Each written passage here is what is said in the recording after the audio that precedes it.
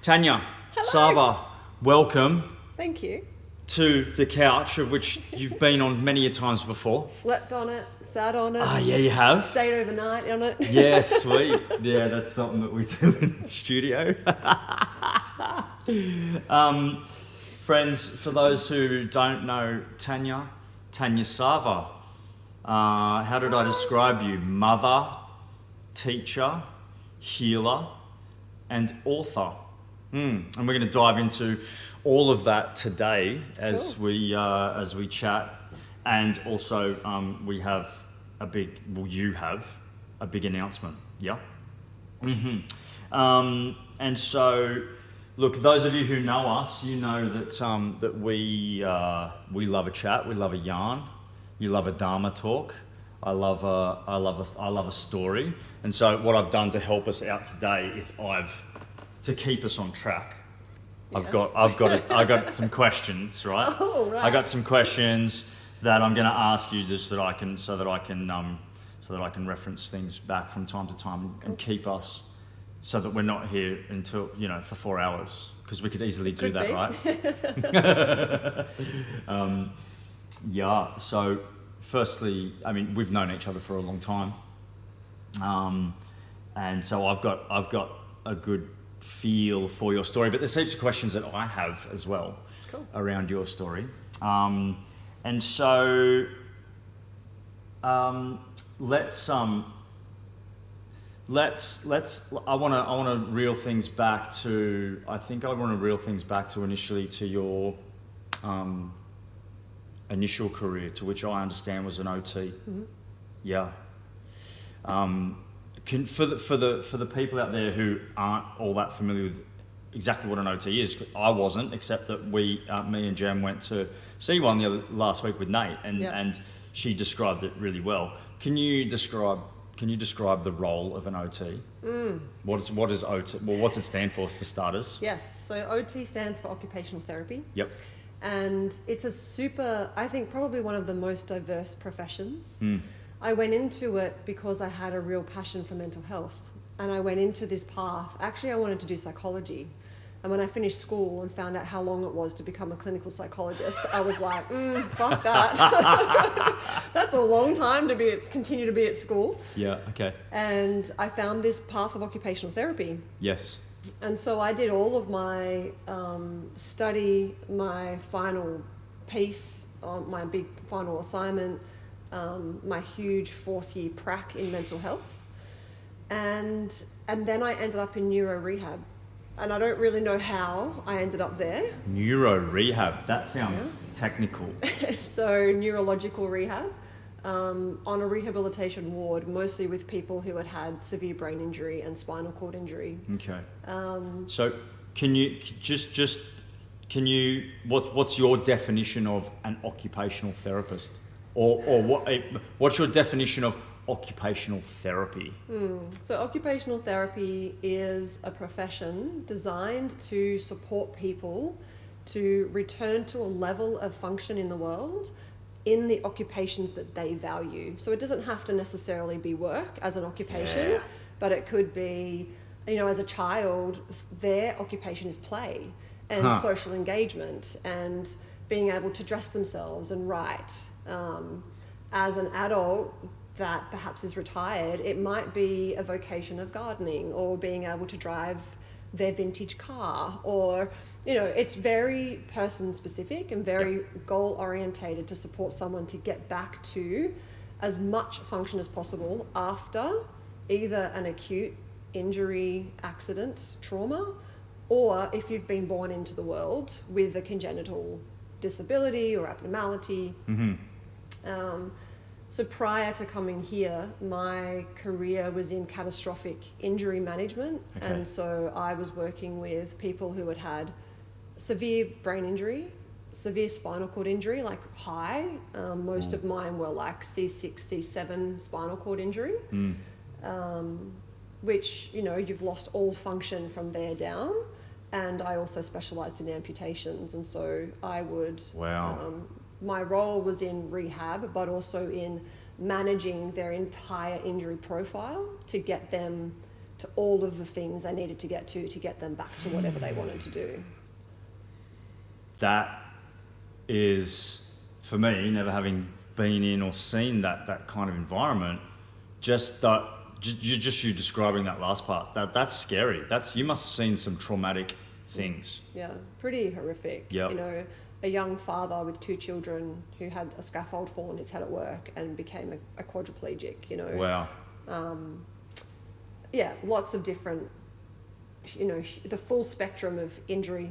Yep. The full spectrum of pre-injury person. Yep. And then who they become after that.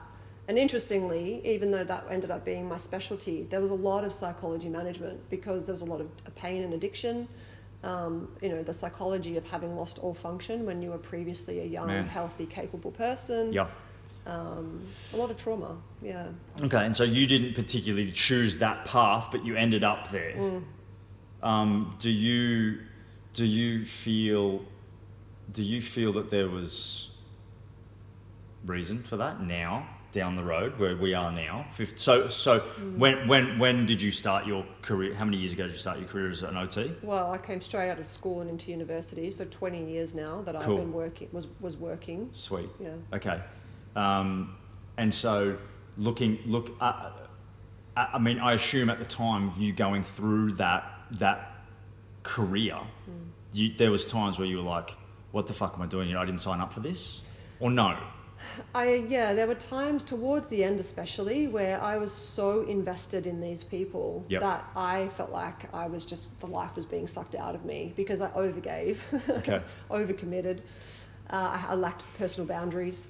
And it just got to the point where over a long period of time, 5 or 6 years of just letting, I valued these people and their lives and their vocation so much that I wanted to help. It's why I was in that field. But it got to the point where it was too much, and I would wake up and have like missed calls through the night from my clients, like demanding that I call them back. And it's like, that was not my role, but I was their frontline person. And that's where that psychology piece comes in, right? Yep. Okay. Yeah. Okay, cool. All right. And so then at what point in time did yoga come along, or was yoga before this? Yoga's kind of been practitioner, as a student. In and out the whole time. When did you find yoga? I was 14 the first time I went to a yoga class. Yeah, actually I do recall you telling me this. Yeah, okay, cool. Down at the shitty little Macquarie Fields gym. Much love, Macquarie Fields gym. It grew over time. And I just remember, I kind of fell into, I just liked lots of different things. I was a dancer, and so I loved movement. I thrived on movement. And so I would go to the gym and I would do like the Tai Chi. I would be in the room with the 80-year-olds doing Tai Chi, and I was just this kid, I have this very clear vision of the big mirrored wall and all the oldies next to me and them all thinking, who's this girl? And me just being like, oh, this is amazing, Yeah, cool. And then did the yoga, and I just remember hearing this woman saying all of these words in this foreign language and me being like, man, I would love to do this as a job, but how could you ever learn this language, you know? Okay. And so it was in and out of my life all the time, and I really fell back into yoga right at the peak of my career, being super stressful, very demanding, long hours, single mum, child with a disability, and it was like a commitment to myself to get back into the practice. Okay, so could I assume then from that transition, initially you said that it was the movement stuff, it was the movement that got you there, but by the time you're at the peak of your career, what was it? By that stage you've been practicing yoga for what then, like 8 years, yeah? More. 10, okay, cool. And so by that stage you developed a different understanding for yoga than just the movement that you got from it. Yeah, so talk to us about that. Yeah, it was just that little hour for me to not be a mother, to not be anything to anybody other than just to be with myself. And it meant reaching out for support. I had my friend come over one night a week. She'd have my daughter for dinner, cook her dinner and get her ready for bed, and I would disappear for a yoga class, and I would drive out to Neutral Bay and do a practice there. with a beautiful teacher, Fiona, who continues to hold a very special place in my heart, because every time I landed on the mat, I could have sworn she was just speaking to me, even though there was 50 people in the room. Those moments where you're like, how do they know this about my life? You guys might get a little bit of that when we teach, Okay. And so I love, you touched on a really important point there, right? Because when people are moving through the studio, when people are doing their memberships, and when people are practicing and things like that, and when people often come time to cancel, the most common thing that people say is, I just don't have the time. But you, as now a single mother, you recognised the need for your personal healing through that practice so that you could maintain your purpose in the world as an OT. Was the need for that was that strong? You prioritised it that much that you got a friend to look after your daughter so you could go and do that for yourself. Yep, absolutely. I fucking love that. Yeah, Talk about commitment to self. Like that is commitment to self. That is recognition of love that we need to give to self, yeah? Yeah. And I have an old programming and story around being a burden. And so reaching out for help for me was really challenging. Okay. I didn't want to do it. I would do everything myself. I wouldn't let anybody help in any capacity, because I was like, no, I've got it. I've got it. And then I was like, okay, I don't have the ability to go to a yoga class with my child. I could take her and sit her there, but I didn't want to do that. And so it also then started to branch out, this capacity for me to start looking at, well, why don't I want to ask for help? And who do I feel safe asking for help from? And so it started to create, this is kind of back in around 2015, it really started to shift this trajectory into really looking at my stuff, looking at my resistance, looking at my whys and my why nots, and just making that time for myself and committing and being there on the mat. And the very first class I walked into the studio, and I'm as a dancer, so I'm super flexible, so I have no doubt that the teacher, James, was just seeing my movement practice. But he walked up to me, I was in a wide leg forward fold and like folded forward, and he came up and he just went, I'd never met him, it's the first class I've ever done. Yes. And he went, I'm doing a teacher training, it starts in 2 months and I think you should do it. On you, James, what a ledge, eh? Promotion in the middle of the class. Wow. I like, as a professional teacher that we are, I would go so far as to say that is the biggest fucking no-no. And I was teachers like, out there. Oh my God. But hey. It worked. Look at where we are. Yeah. Jesus, on you, James, for breaking the rules. Yeah. Okay. Yeah. Right, so that your very first class, you were told that you should First do teacher class training. Back. Yeah. Back. Yeah, okay, so back. It was like, Sorry, back. I'd had some time in and out of yoga, but it was like the first commitment back, I was like, okay, I'm starting. And I'm going to go it was like a Tuesday night, every week. Okay. And he came up and said that, and I was like, wow. All right. Oh. Yeah. All right, we're going to dive in there, but before we move on to the next thing, you touched on something very important in there that I feel a lot of people suffer from or struggle with, and I'm not immune to these kinds of things either. Your avoidance of asking people for help. What would you say? What would your best piece of advice be to people out there who are in that position? How do you get out of that position? I mean, for me, it was asking someone that I wasn't afraid to ask. Okay. Through the last 6, 7, 8 years of my journey, I've gotten very clear in understanding why that pattern was there, where it came from, what I needed to do to heal it. But ultimately, it was like, I didn't want to ask my mum, and I didn't want to ask my dad. I wanted to say, you did not ask family. No. Yeah, you asked a friend. Family. Yeah. Yeah, and they've always been there for me. It wasn't that they weren't available, they 100% were, but I had so much resistance and fear around asking them specifically, and there is a bigger story about that, and it's too big for this conversation. But I just started with asking from someone that I just felt safe. Because I was like, well, if she says no, it's okay. Yeah. You know? I think a lot of people perhaps feel that family's the only one that they can lean on. I think there's a bigger sense of freedom in going to a friend than going to family.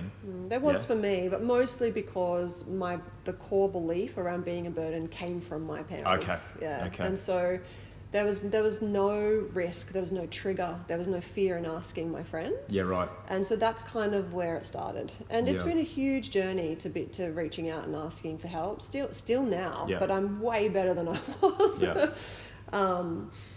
So how do you move through it? You start with someone that feels safe. But we also need to really look at where it's coming from, why there is the resistance, what the fear is. And there are many ways that we can look into that. You know, yoga is an incredible place for cultivating an invitation into self-inquiry, your meditation practices, but there are a host of incredible other, you know, really holistic tools that can help us look at where do these core beliefs come from, why are they there, and how do we heal them. Yeah. Did you feel a great sense of relief the day that you finally asked your friend to help? I was incredibly grateful. I held a lot of guilt every week. I'm like, I would leave and I would do it, but there was so much guilt. But she was incredible and continues to be incredible. And I know that she's such a solid person in my life. And if I needed anything, she'd be there like that, you know, that. as are many people in my life. I just wasn't open to all of them. Okay. A lot more open now. All right, cool. And more doors are opening in which I can steer this chat down. But before we, I think I want to touch on one last part of your career as an OT. Well, not really, but I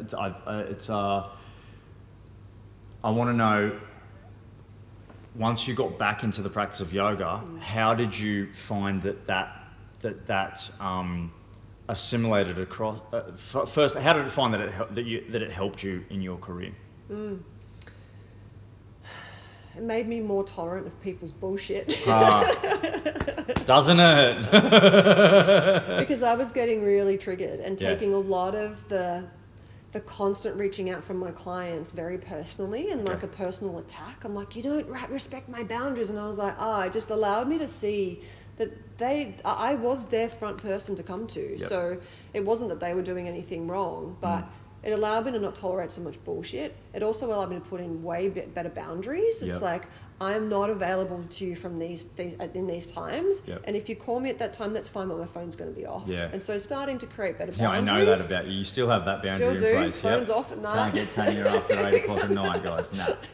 No.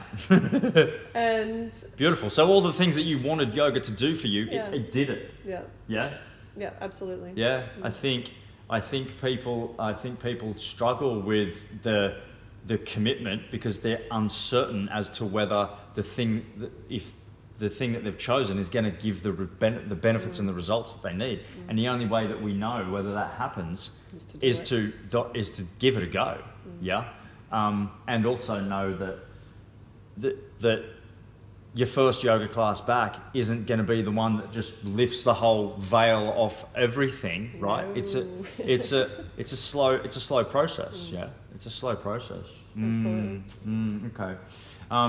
And now,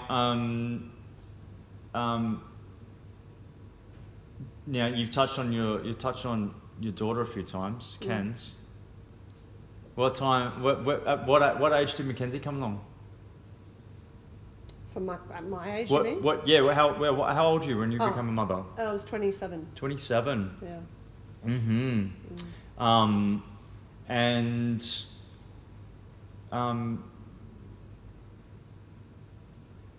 how do you feel that do you feel that there's a crossover where your career was helped you in the space with Ken's?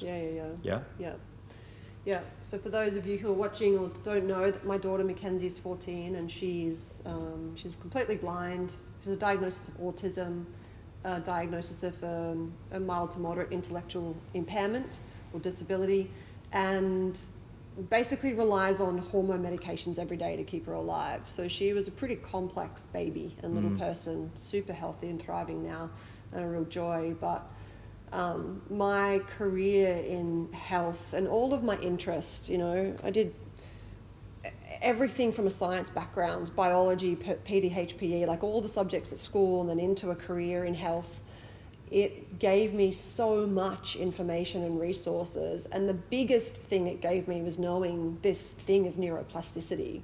Like, I just remember getting this diagnosis and being in this hospital and just constantly thinking, no matter what they tell me, I know I can change her brain because it's so moldable and it's plastic and I can change it. And so I had this very open mind to possibility rather than those dire circumstances that we were being told. And so I didn't know how to read Braille or manage somebody who was blind or know anything about the hormone side and the chemical side of her blood and her body, but all of that has been learnt over time. But yes, my career, it's like, I feel like was a divine offering, especially into neuro rehab. It's like I never wanted to be there, but it's the very thing I went into.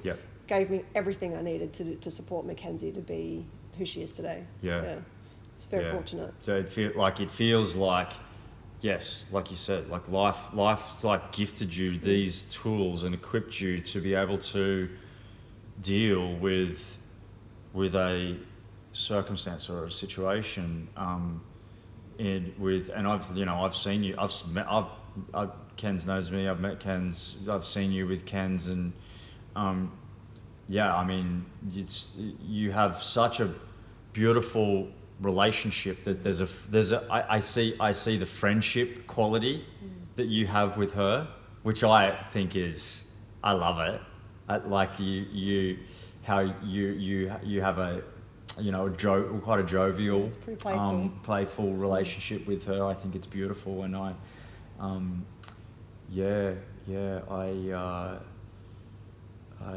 I feel, you know, when we talk of philosophies of pathways and things like that through the practice, just through life in general, I think there's a beautiful reflection in how everything has gone for you. It's like Ken's chose the most beautiful mother to be gifted to, in a way, you know. Thank you. Yeah. You know, for a long time, I thought that, and I do think that, you know, I think there are many children in the world who are born with, you know, quite significant challenges and don't necessarily have a parent equipped, you know, intellectually, let alone emotionally, to support them.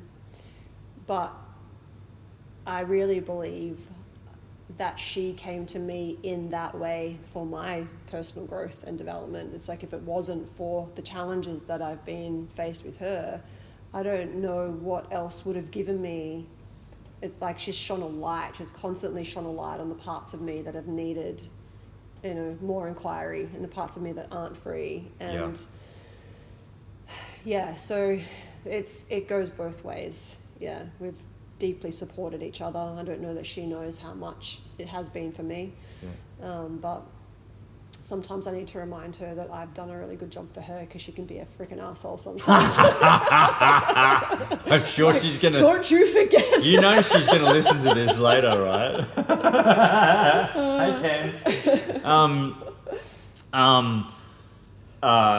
There's a saying that we have a lot in the yoga space, in the teaching space, and that is to, like you said, swing that light to a different question, as opposed to what is the world doing to me? What is the universe doing for me? And I think you've really touched on that beautifully. Like, she continues to shine the lights on the parts of you that you need to address, to move through, to have the freedom away from the belief systems that are controlling us in our lives.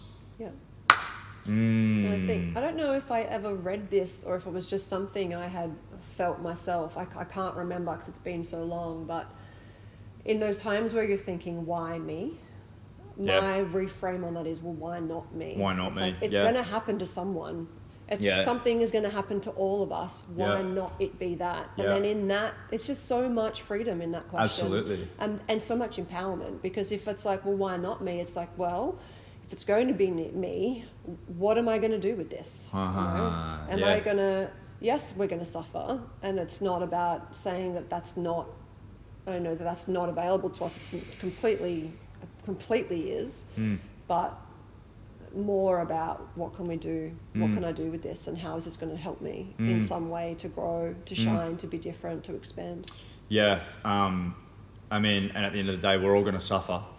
Yes, we are. And so if you can suffer with graciousness by accepting that on as, well, I've been chosen for this because there's something inside of me. I might not have found it yet, but there's something inside of me that I can add value into this. That's when shit changes, right? Yeah, absolutely. Fuck yeah. Cool. Okay. So which came first then? Teacher training or motherhood? Motherhood, yeah. Mackenzie Motherhood was first. 5, I think, when I went back to yoga, 5 or 6. Went into teacher training in 2015. So Mackenzie was 6. Yeah. Yep.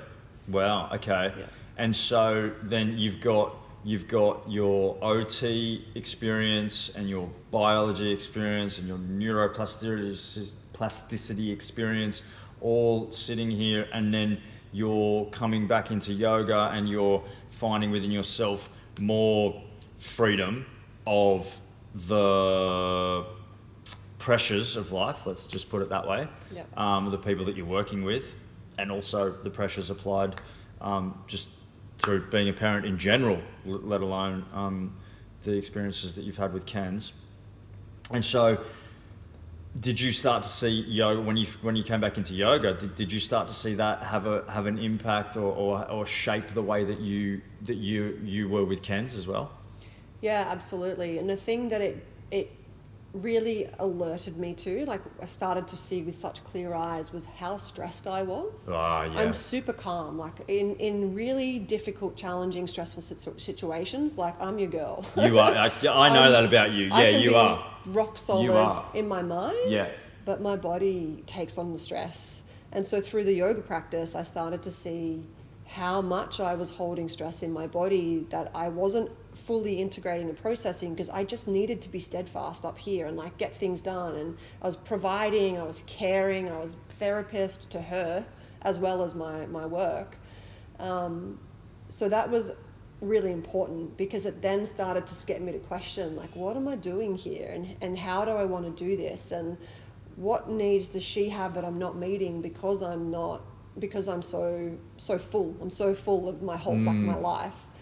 And it completely, literally there was like a 180-degree turn. It was like boom, like that. And it came from a breathwork session. I started my teacher training. Within a few weeks, one of the girls said, hey, do you want to come along? So we started in April.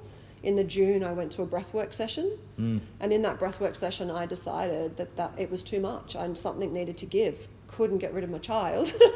No. So it was like, what am I going to do here? And I walked out of that breathwork session deciding that I was going to leave my career and just full-time parent Mackenzie, homeschool her, travel, do a road trip, and come back to this need for deep connection with myself, with my child, with the land. And it was literally like that. Just, I was here, and then I was like, that is not where I'm supposed to be anymore. And I literally had to shift and pivot like that. And so I was still working full time. My work would be, Mackenzie would go to school, I'd work, I'd pick her up, have her all afternoon, she'd go to bed at 8 o'clock until midnight. I was on the computer, report writing, emailing, planning, equipment preparation, like all the things next day. And I was doing that for 7 years. And I just started to burn out. And took about 8 months of planning, and then I did all the things I said I was going to do, and I left my career. And so, do you attribute your ability to make that decision by the stress relief that yoga was giving you? 100%. Yeah. It was that path of going back to yoga, to stepping into teacher training, and then all of the things that unfolded there from a healing perspective for me that just completely shifted everything. Like as the weight of stress peels off us, and there's less chatter within the mind, the chitta vritti starts to slow. Choices and decisions come with ease and more clarity. Yeah. Yes And it was like or yes? Yeah. Just like that. It was like, oh, this is not serving me anymore. Done. Oh, that's not serving me anymore. Done. Yeah. Actually, this whole situation is not serving me. See you later. Yeah. I got a buddy who I've become close with in my business coaching space. His name's Josh Davis, and there's one thing that he always says, like, well, if things were going to be easy, what would it look like?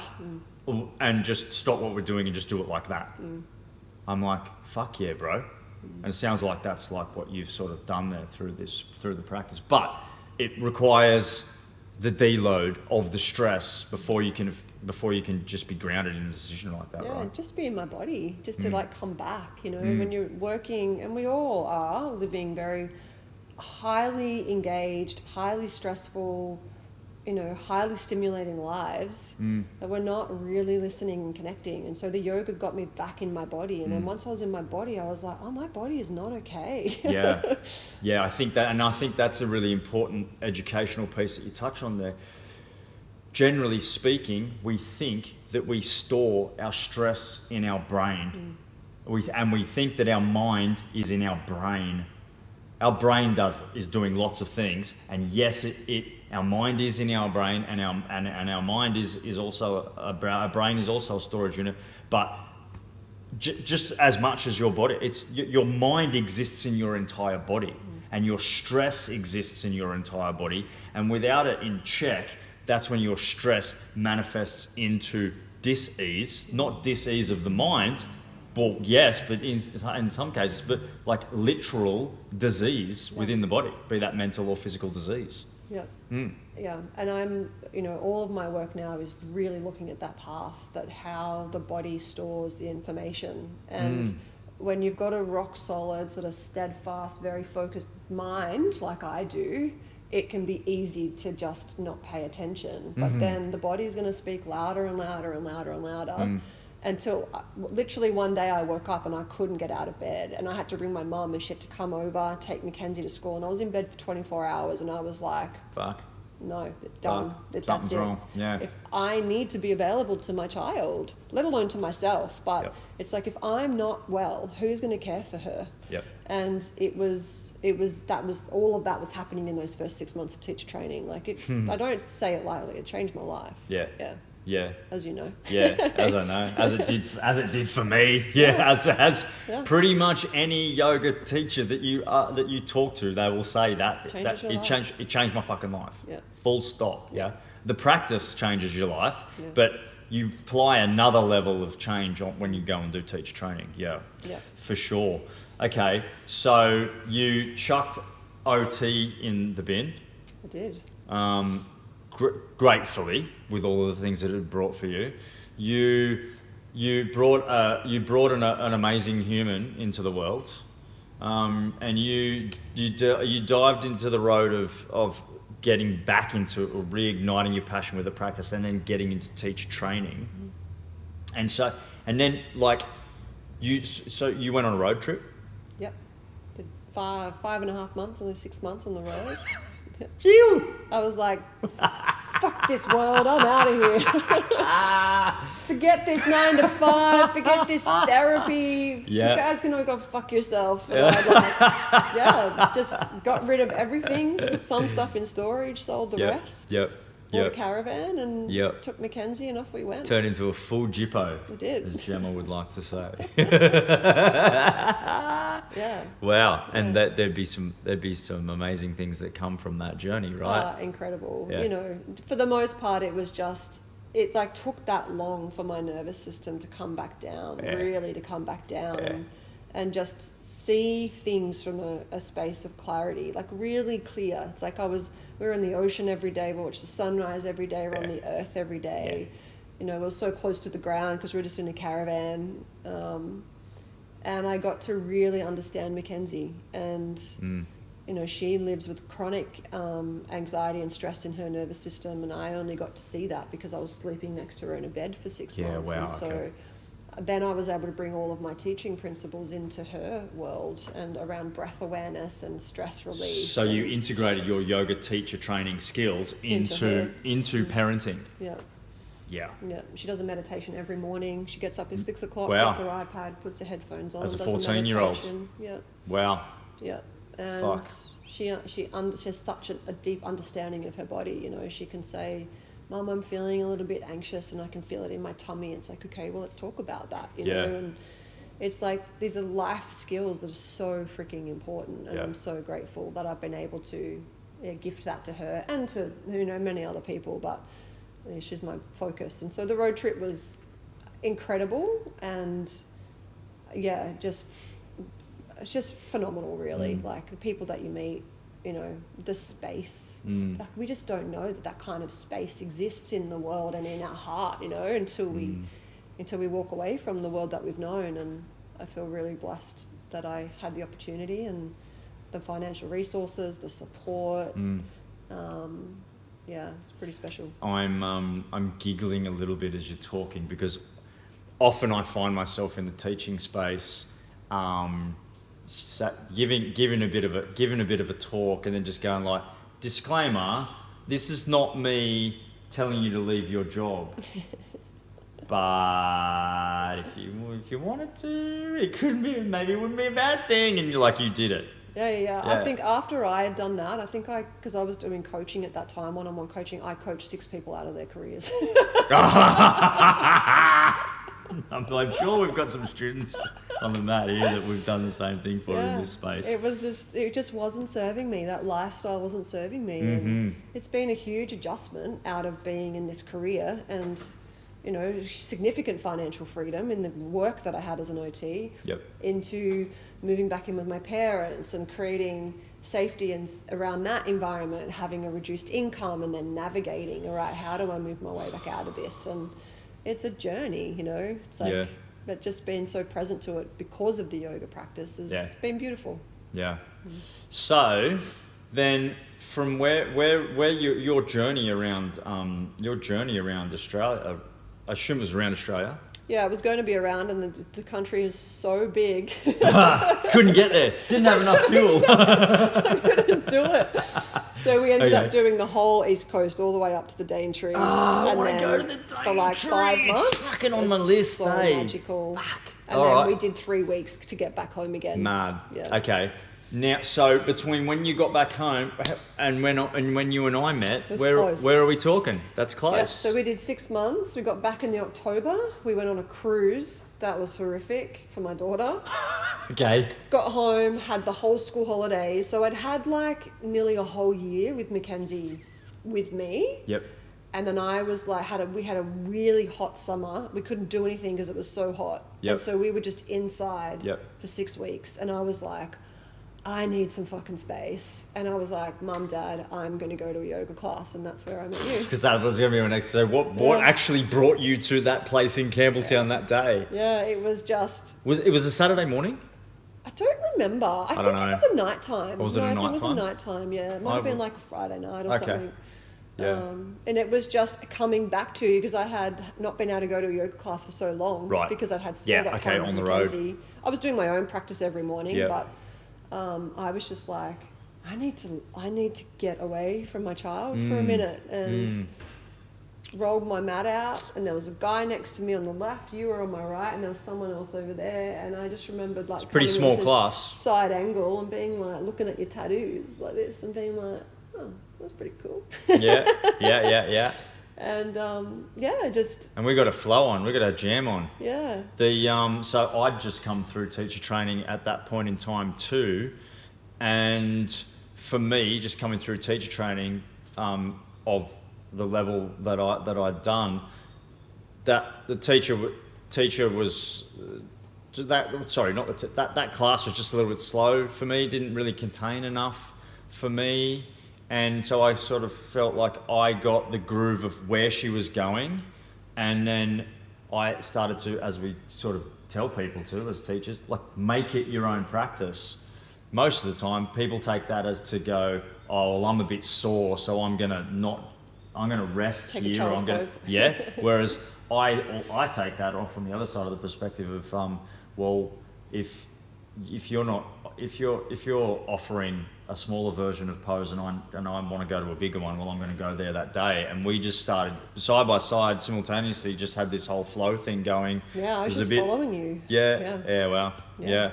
Yeah, because you've got such a solid presence and your breath, and I was just like, well, I'm just going to follow you, and I just literally did, just mirrored whatever you were doing. Yeah.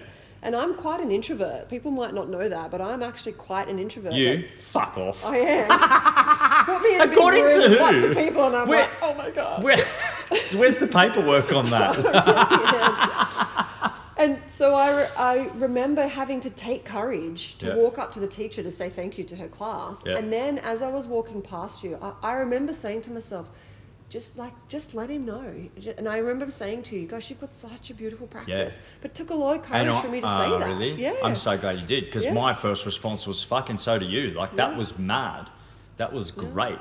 Because normally I'm the only one in there I'm the only one in there that's taken things next level when there's certain things that weren't on offer that I wanted for the day. And so to be beside somebody who was going to follow with me and come with me and do that, like I was like pretty pumped.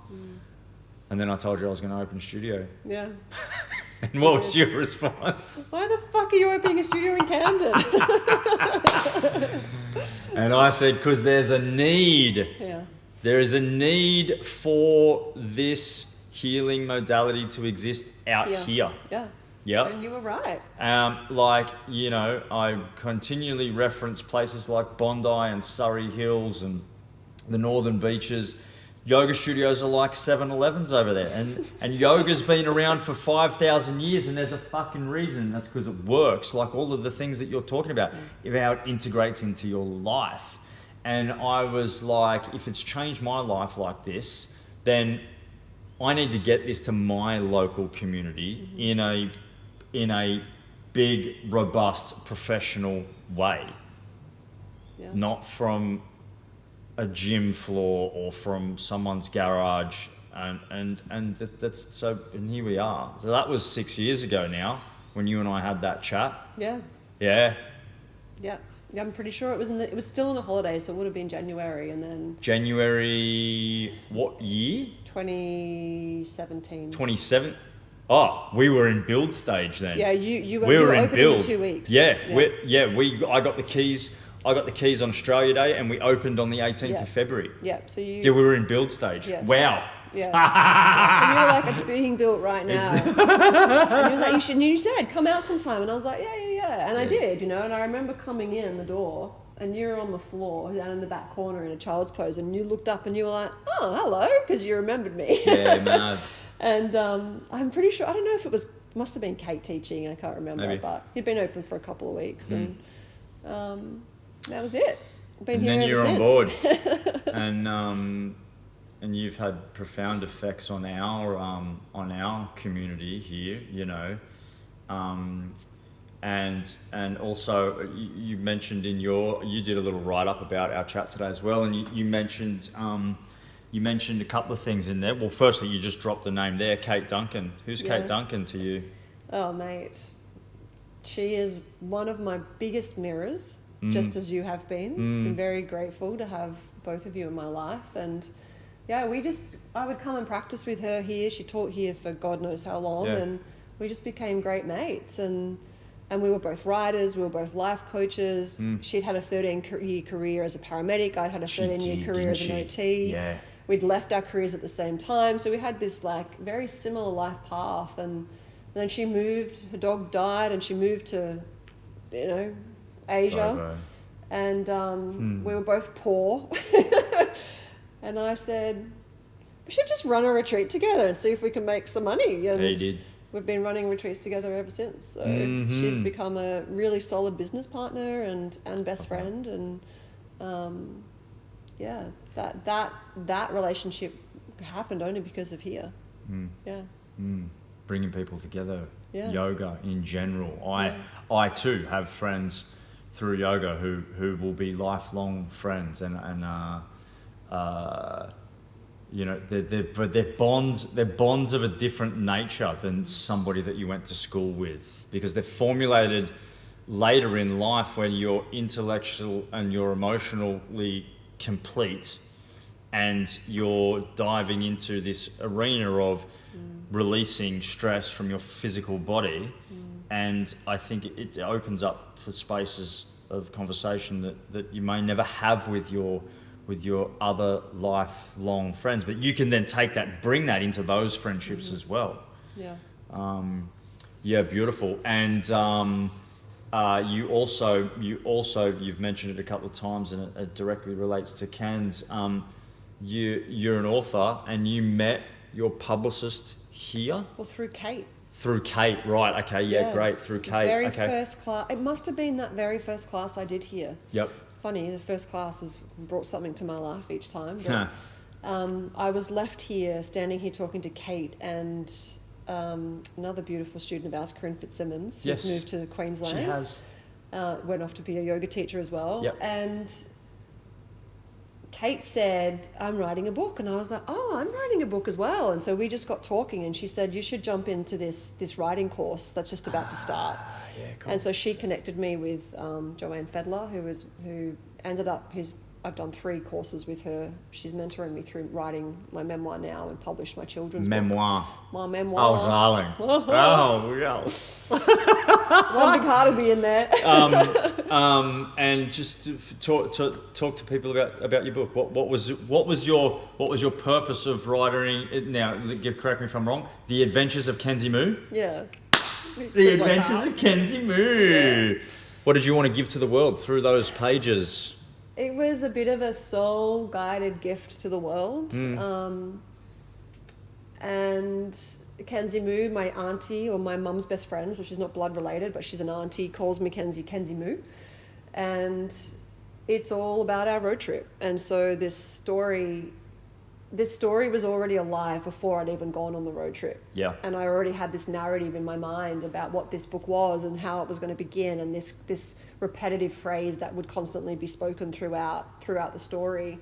And I wanted everyone, children and adults, to understand that just because you don't have any sight, it doesn't mean you live a dull and dark life. You know, Mackenzie has a very full life, and she's traveled a lot, and we've done a lot together, and she doesn't miss out on anything. And you know, it was really about encouraging you. The little catchphrase is, do you think if you close your eyes you'd like that adventure too? And so it's constantly you inviting you into this space of, like, if you couldn't see the world, how would you experience it, and could you still feel joyful in that experience? Because Mackenzie is and does. And so, you know, it is and will continue to be one of my life's greatest achievements and pleasures. And it's all over the world, and I get random messages saying, I found your book in the library, and children who blindfold themselves and try and get dressed when they can't see to try and be like Kenzie. Wow. It's really special. Really? Yeah. Did you ever think as a child that the place that you're at now is where you would be? No, but interestingly, I wanted to be a teacher. Yep. And I wanted to be a psychologist. Yep. And so in some ways... You get to do both of those things as a yoga teacher. I get to do both of those things as a teacher. Right. So it's like being unattached to what it's going to look like, but just staying true to what you know lights you up. Yeah. And just letting life take you there in its own natural, beautiful way. And you know, that's what you've done. What you've done with that book is so powerful, and you're touching lives far beyond Australia and around the world. For people who have something in them that they want to give to the world, but they don't know how to do that, where do they start?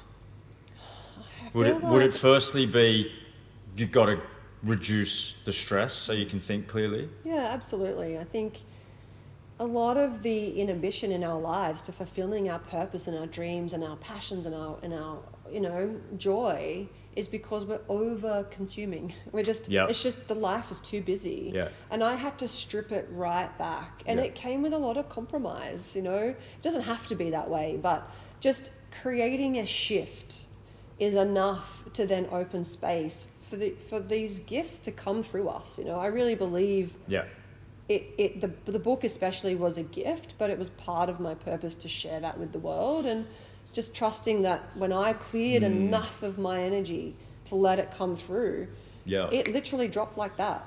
Like that. And that's the key. Hey, when you cleared enough of your energy, when you prioritized yourself, when you made the time, and when you re-established a self-care practice through yoga.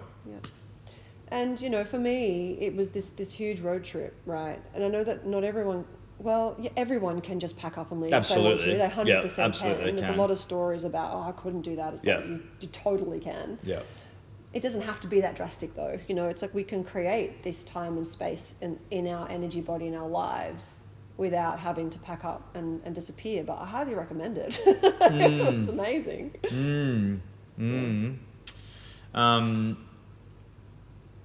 You've been such an inspiration to me, and you've been such a wonderful part of this community for 6 years now. You've touched so many lives in this space, and we're at that part of your story now, where I just actually, before we move to that, or just what do you see people need mostly out there, or what are your takeaways from as a teacher standing in front of your students and guiding them through this practice? What do you think? What are the biggest things that people need? Self-belief.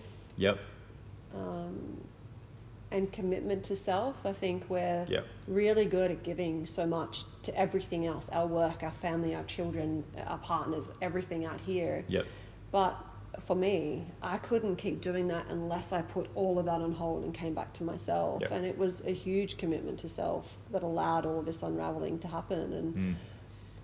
And once we make that commitment, when people are telling me they're coming here 4 times a week, I'm just so fucking happy because I'm seeing then, I know that the practice is going to do the energy of a 5,000 year practice, it's going to change your life. If you're making that commitment to show up as often as you can, it just makes me really excited.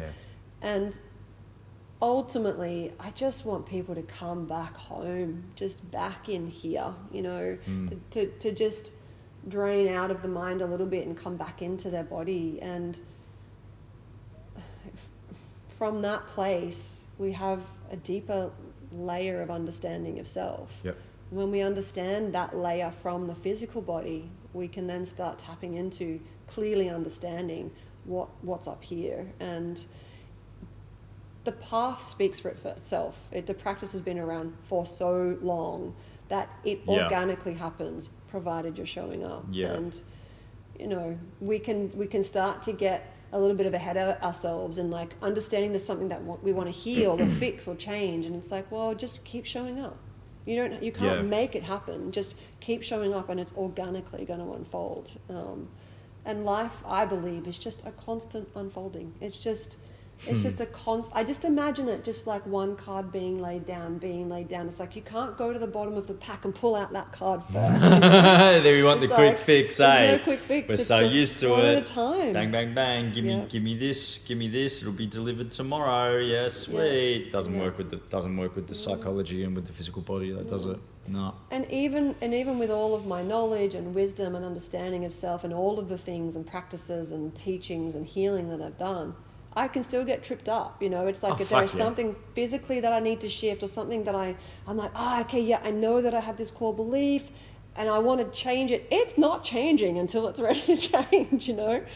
So just be present in the practice, be present in the unfolding, and just be okay. Be okay with, you know, one day it's going to be a fucking terrible hand, and then the next day it's going to be a beautiful one, you know? It's just constantly doing that. And our job is just to be present to it all. That's it, you know? Yeah, I feel like what you're describing is that concept of it's the journey over the destination, right? As an example, your trip that you went on, the destination was somewhere up the coast and back home. Those two destinations by themselves are nothing, right? It's the journey. And it's the same with yoga. The part that I got to fall in love with through the practice of yoga and through my other training modalities that I'm involved with was watching myself progress. Was landing on my mat and going, oh my God, I can do this shape today without having fucking tears coming down my eyes, because my body's adjusting and it's adapting and my mind is shifting and my sensory experience is moving to one that's being more accepting. And that's actually the thing that I needed to let go of all of this fucking tension that I'm hanging on to that's kept me bundled up and frazzled. I know just as an example with my children's book, it was like 8 months of planning for the road trip, 6 months on the road, and then 2 years of getting that book into my hands. Yeah. When it happened, it was like so overwhelming and so big. And then once we put the book on down, I was like, oh, is that it now?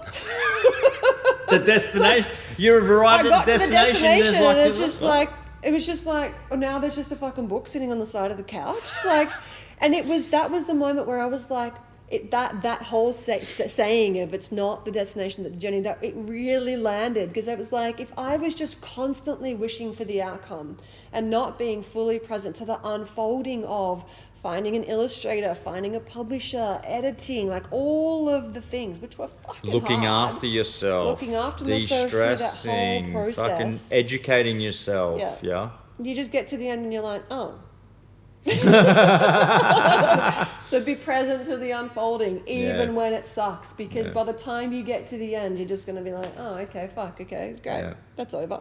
Yeah, I mean, when it's and we can relate that to the practice itself. You know, my teacher Dunks, he said to me on teacher training, when I told him I was on the mission to be able to do a handstand, he goes, well, mate, you know, you can do a handstand and you still be a fucking arsehole, so what's the point? Doing a handstand doesn't change your life. The process that you go through over, like, I think it took me, well, I said at the start of teacher training I was gonna be able to do a handstand. That was 3 months. That didn't happen. That was when I was 28. I was actually with Kate the first time I nailed a handstand, with Kate and Aaron. The handstand was a 3-year journey for me. And when I was in that position, I've got a photo of it on a canvas on my wall. The feeling was gratitude for the fucking journey, for me continuing to show up and practice and show up and practice and show up and practice. I didn't give a fuck if anybody saw me do that handstand or not. It just so happened that and so. 6 years of being a teacher here has led us to a point in time where you've learnt a lot. I'm sure you've seen a lot. Oh, so much, you know.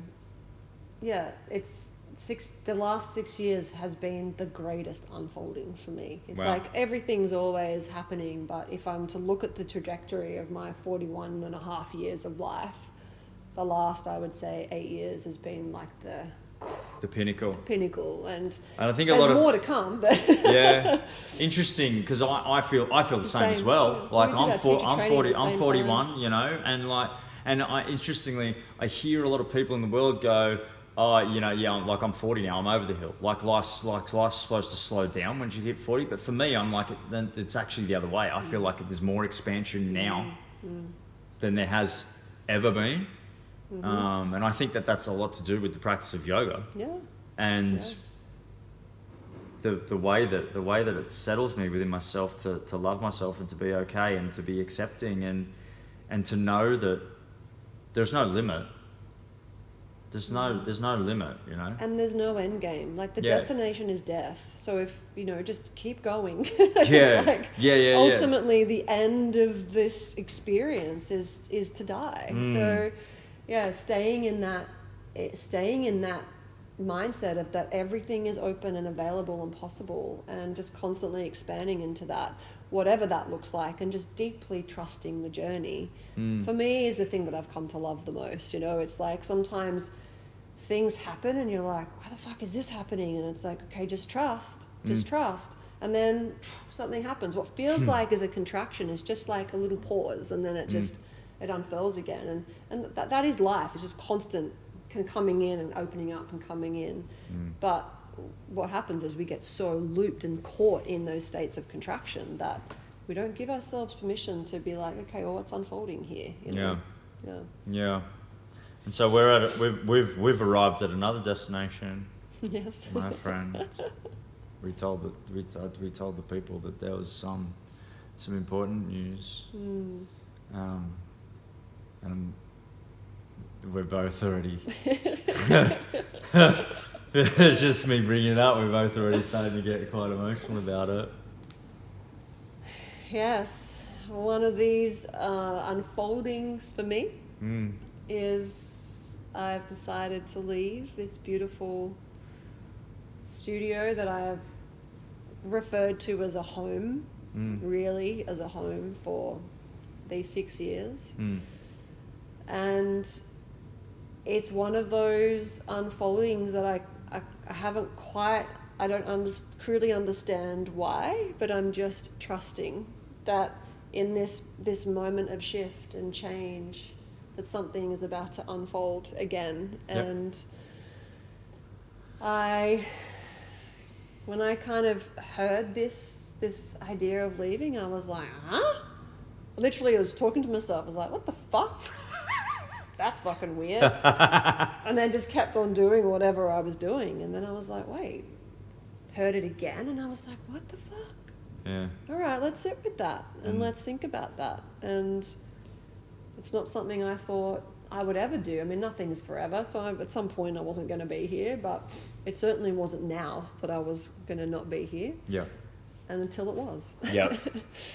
And so, somebody out there, Tan, and some of you don't. So Tan used to live pretty close. Yeah, I used to live just half an hour away. Yep. And now you live a solid hour away in no traffic. Yeah. And it's interesting that you say that you heard that voice and you were like, what the fuck?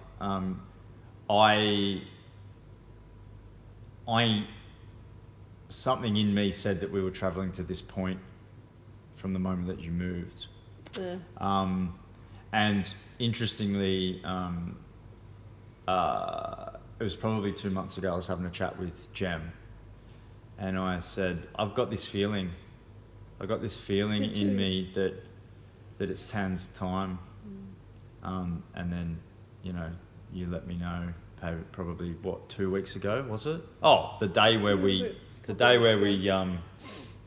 grabbed lunch. Yeah. And in hindsight, when I reflected, because this kind of only came up a few weeks ago, maybe a month ago now, and I was like, whoa, what is this? And then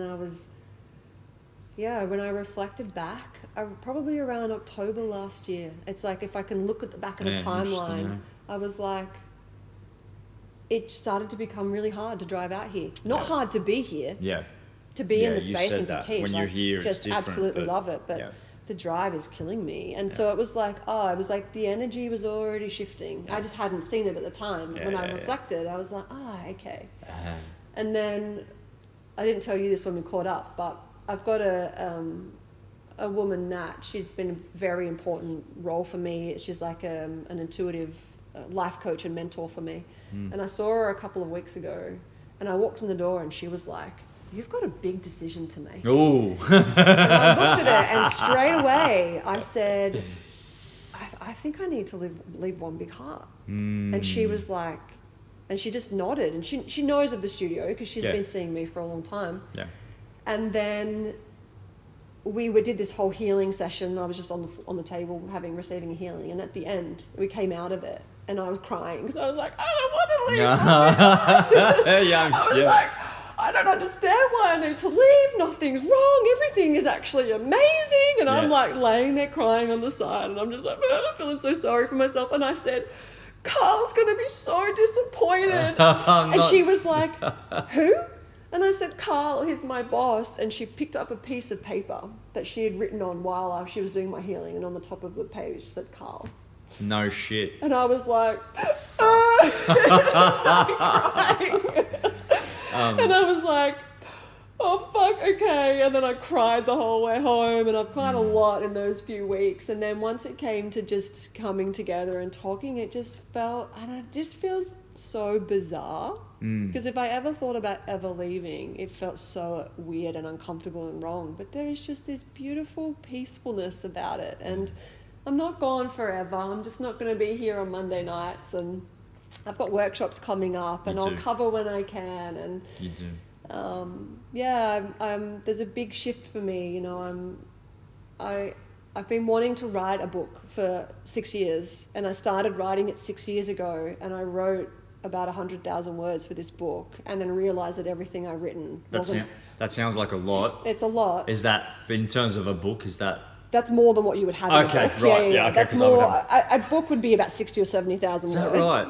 But that's how many thoughts we have in a day. It is. Fuck. Yeah. So interestingly, I had been starting to write this book right at this time that all of this unfolding the last 6 years has happened. And then I realized that everything I was writing wasn't going to go in the book. And then I was like, well, what the fuck is my book about if it's not about all of this?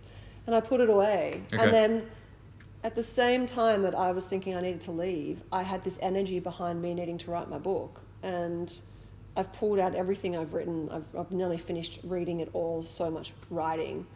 I've got a writing mentor on board, and this year really is just committed to getting this book out in the world, just like The Adventures of Kenzie Moo, which had its own life force and purpose in the world. I feel like my book does as well. And ultimately it's going to be sharing about the challenges of raising my beautiful child, how she has been like my little Buddha and shining a light, and how the practice of yoga has transformed and changed me. And I want to make these old, ancient, very wise teachings accessible to people who don't even know that it's out there. That's it, eh? That's it. That's why one of the reasons why this place exists. Yeah. Yep. Yeah. Out here in Camden. Yeah. You did the right thing. You knew. I fucking knew, man. And so it's really about taking all of what I've shared with everyone that's practiced with me over these years. I've just fucking loved you all so much, and I know that you all know how dear you are in my heart. But taking that time now and investing that wisdom into something that can last forever. It's kind of your legacy, where it's headed. Wow. And this has played such a significant role. It's like, it's our legacy. It's not mine. It doesn't exist without you. Thank you. It doesn't exist without the studio. Yeah. With all of my students, without Mackenzie, without Kate, you know. Yeah. So I feel right now I'm feeling sad, but I feel really excited. Yeah. Very grateful that I have this gift of writing. I love it so much. And even though this is just such a small part of my life on a Monday night, there is something about it's, you know, we've just been speaking so much about having to clear. It's like clearing. So just taking this off my timetable is going to open up the ability to let these words come through, so that we can share more with the world about how we all have a responsibility to look after ourselves and to get clear and understand why we operate in the world in a way that is constrictive and tight and limited, and show you that there are so many powerful, beautiful ways to be free. Ultimately, that's what I want, and to live a life where you wake up feeling really fucking good every day. And, that's it, eh? And joyful. That's all I want for everyone, you know, including myself and my beautiful Mackenzie. And being a teacher here has given me so much knowledge and so much wisdom through education, as well as literally through this dialogue, you know. You know, I've spoken to you so much about how much Karl's been a mirror for me over this whole time, and sometimes been pretty sticky.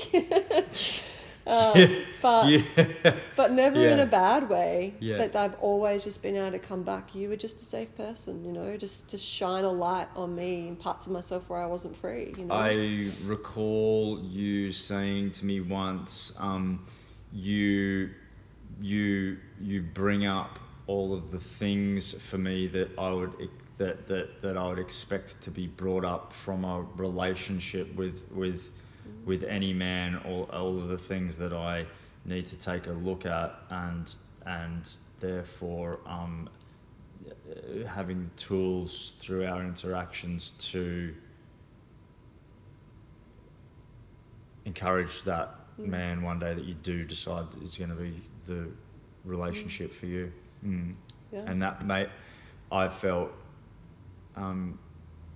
quite humbled when you said that to me in those ways, and also grateful that you would choose me to allow for that experience to exist. So thank you for those words that time. Yeah. I feel like the world is always just gently moving us to where we're supposed to be, and that yoga class 6 years ago in Fit HQ was it for that next part of my life. And it's so special. This place is so special. I know you know that, and I know they all know that. I hope you know that. And yeah, it's just gonna carry something so special with me forever. And I look forward to being able to take all of what I've learned and hopefully write it in a way that meets the hearts of millions of people, that maybe one day they go, maybe I'll go to a yoga class. Yeah, that's it. Or maybe I'll go to a breathwork session, maybe I'll go to a whatever.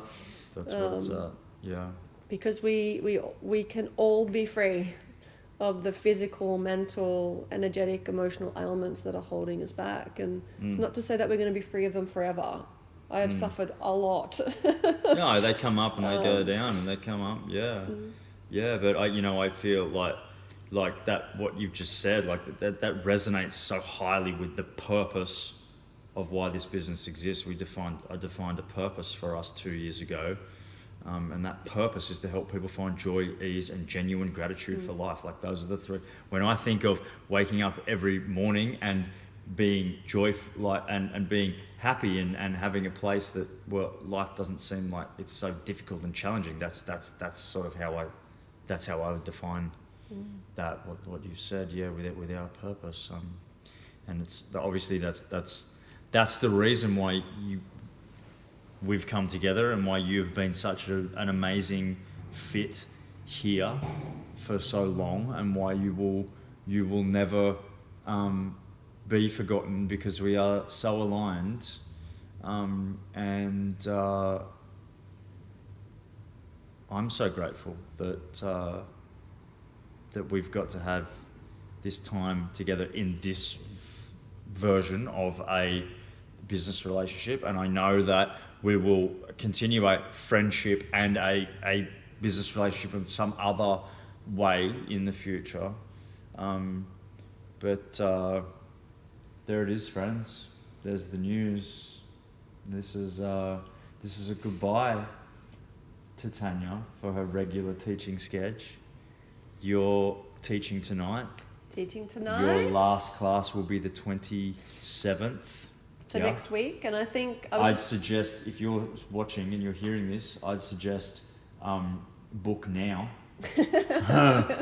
Or forever hold your peace that you missed Tanya's last regular classes. Now, Tanya will have we have a breathwork journey. Rebirthing breathwork is in April. 22nd of April. 22nd of April, and you're back in June Yep. for mini retreat. Yeah, I've got a little half-day retreat that I'm going to do here, which will be really beautiful. Yep. Yeah. They're available right now through the work. Yep, they're all up through the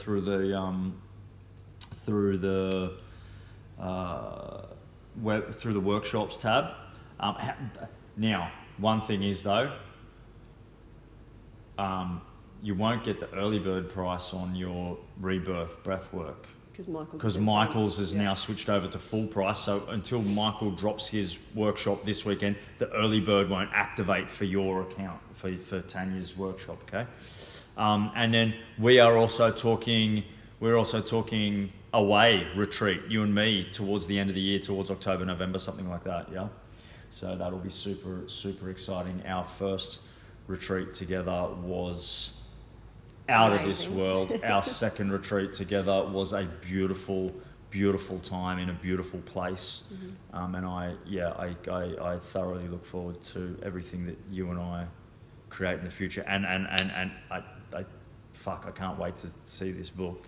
Me too. Yeah. Yeah, me too.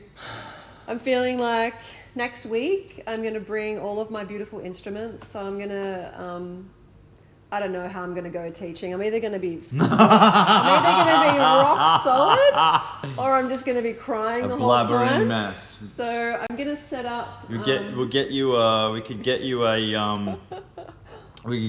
like a support act to just carry a box of tissues beside you the whole time. Someone who's just finished teacher training, we'll get them in here and we'll just, assistant teacher.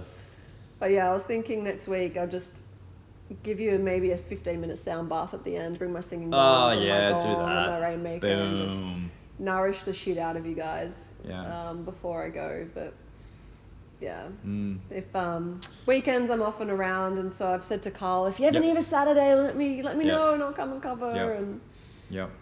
Okay, so before we wrap things up here, for those people out there who don't know how to find you already, where do they find you? Where can they go? Yeah, two places from a social media, seeing my face regularly space. It's just my Instagram, which is Tanya.Savva, so Tanya.Savva. Double V-A, yep. Double V for Victor, not B for Bob. Where can they get the Adventures of Kenzie Moo? Yeah, you can get that from any online bookstore. Oh, damn. Like Amazon? Yep. Oh, shit, girl, you hit it big time. I did. But if you want a signed copy, I actually don't have any, but I can order some in. But if you would like a signed copy, you can jump on my website or shoot me an email. And my website is tanyasavva.com, and everything that I do here always goes up on the website there as well. Yep. I run lots of different things, workshops, retreats and things. And so there's lots of ways to connect with me. I'm not gone. Just find me in different places. I have thoroughly enjoyed today. I've learnt so much more about you and your journey, and I love you. I love you. So much.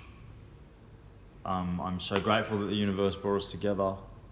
I've loved everything that we've done together thus far and everything that you've done in this space, and I look forward to everything that is to come. Thank you. Come here.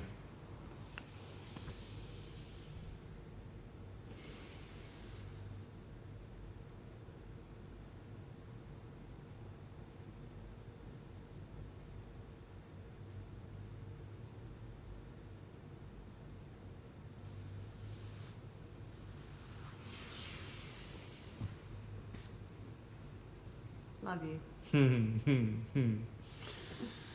And that's a wrap, guys.